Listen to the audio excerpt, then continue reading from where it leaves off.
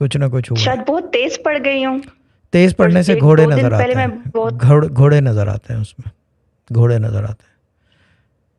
अच्छा। तेज पढ़ने वाले को अगर तेज पढ़ रहा हो तो वजीफे के अंदर ही घोड़े नजर आते हैं या ख्वाब में नजर आते हैं। नया होगा तो ख्वाब, और अगर पुराना पढ़ने वाला होगा तो क्या कहते हैं उसे, घोड़े नज़र आएंगे झलक में।